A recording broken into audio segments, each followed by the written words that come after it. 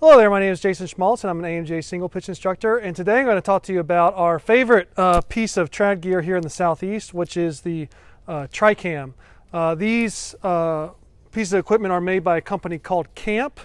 Unlike some of the other pieces of trad gear, Camp is the only company that makes these. So if you want to buy them, you have to buy them through them. The good thing is they're not too expensive. They're similar to nuts in their manufacturing, in that there's no springs, it's just kind of fixed parts. So there's two elements to these things. One is this runner here, this kind of nylon runner.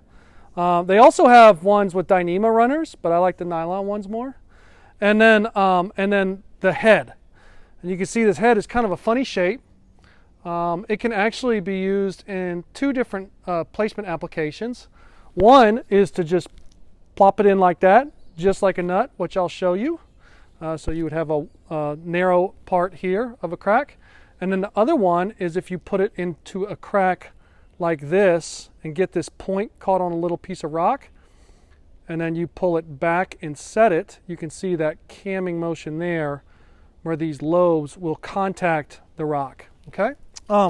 There's different sizes. So the smallest size is this white one, and the biggest size is this blue one. You can see the differences there. And as you go down in size, the cam is weaker, or the Tricam is weaker. And it's also weaker in the nut placement versus the cam placement. Okay, so that's something to note as well.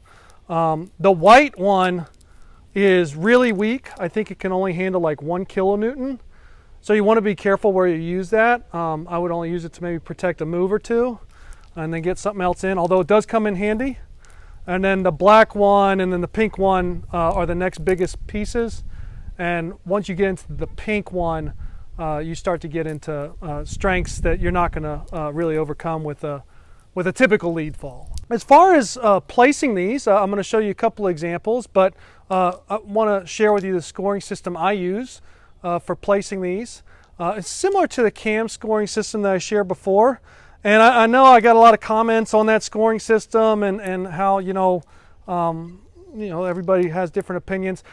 Please understand, I'm trying to use the scoring system to rate placements that are already decent. Okay, so if your placement is really bad, or it totally fails miserably on one of the categories, you shouldn't place that. Okay, so if the rock quality is horrible, and we only use 1 point for rock quality, but it's absolutely terrible. It's like falling apart, or it's a thin flake. That would be a failure. That wouldn't be a 4 out of 5. That would be a fail. So anyway, I just want to share that little nuance. I got a lot of comments on that last time, so I hope that helps clarify some things. So to score these, it's similar to cams. So the first thing you want to focus on, again, rock quality, just to reiterate. So the first thing you want to look at on the rock quality is, is it dirty? Is it friable, or mossy or licheny or something like that? Something that could affect the friction of the placement. And the second thing you want to look on the rock quality is the size of the crack. So if you're going deep into the crack, that's going to be a good thing. If you're right on the edge of the crack, you would lose a point in that case. And then comes to the placement. So the first point that you'll get on placement is if you get a nice little nub for that, pin to sit on, and those lobes make good contact. You really have to make good contact with both of those lobes, or it's not going to work. The second thing you want to think about on placement is fall direction. Now on cams, we used fall direction as 1 point. And in this case, I would say 1 point as well for good fall direction. But if you have bad fall direction, I would say you subtract 2 points. I know it gets a little bit in the details, but these do not do well when they're pulled sideways. They can come out pretty easily. I'll show you that in some of the example placements. So think about that as you're scoring. And then the last point you get is for the size. So if you're a pink Tricam or above, everybody in the Southeast loves a pink Tricam. Then if you're pink or above, you get a point. If you're black or below, you don't get a point. So for a black, the best you could ever do is 4, okay? But even on black Tricam, I wouldn't take more than maybe a 10 or 15 foot, above it fall. So I want you to think about that. It's only till you get to the pink where they start to get, decently strong. So let's do some example placements now. One great, niche of the Tricams is versus the cans is they can go in these little pockets. So that's the first placement I'm going to show you. Is this placement in this pocket. So come on over here, Dan. Get right up on there. Get right up on that thing. So we're going to use this red one. And you can see I can insert it in there nice like that. And then pull it tight. Really set it. And you can see we're making really good placement with the lobes. The pin is on the rock really well. The only thing that's not so good about this is this, finger pocket is a little bit shallow. So, you may rate this, maybe 3.5 or a 4 is kind of what I would rate that placement. Okay, so let's do the next placement, which will be this famous pink Tricam. So here we'll place it in a regular crack like this. And so you can see here we've got good contact with the lobes. The fall direction is good. The problem is the pocket is kind of shallow. And the pin also is not great. So I would rate this maybe a 3 or maybe even a 2.5. So zoom out just a little bit, Dan. If I jerk this back and forth, like if I have a directional, see how this can come loose?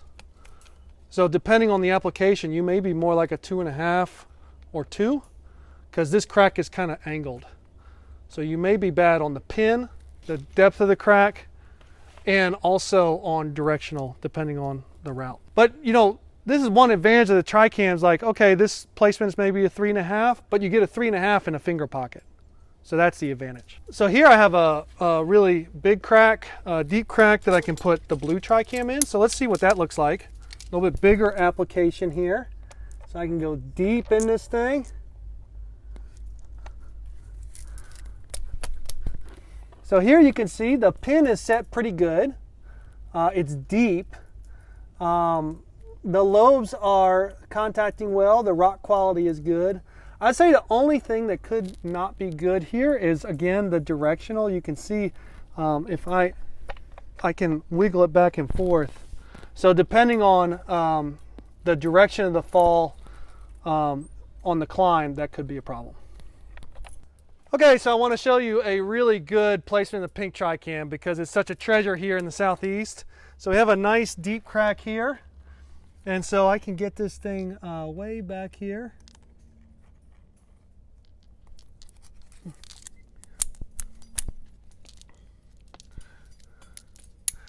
And so you got a deep crack, a decent pin placement, maybe it's a little flat, so you could maybe lose a point there, but that's not going to come out. The lobes are contacting well, and then the direction of the fall is good. Okay, so that's pretty good placement.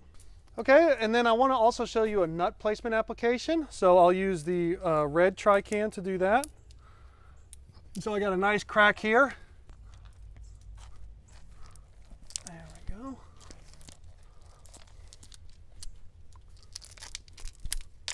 Cool. So you can see that's a pretty good surface area. You have to rate these kind of like nuts. So the pin placement isn't quite as important. But you can see the direction to fall if I was climbing this crack is correct. Good surface area, good rock. The crack is a little shallow, but such is going to be the case in crack climbing with these things. So I'd give this maybe a 4 or 3.5 for the placement. So that's how you do a couple different placements of Tricams. I hope that was helpful for you to see. One thing to think about when placing Tricams over cams is they do take a while to get out. They can be difficult to get out. So if you're climbing with a novice trad climber, you may want to think about that before you start lacing up a route with them. And then the second thing is, you have to use an alpine draw every single time that you use them. So adjust the amount of alpine draws that you take.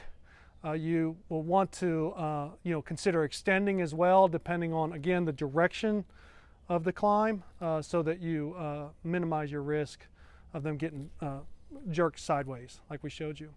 Hey, I hope you found that content useful on Tricams. If you have any comments on them, please leave that for me to take a look at. Love to kind of build love how the community is starting to build on the channel. And be sure to like and subscribe to our channel if you haven't already. Okay, thanks, and I'll see you out on the crag.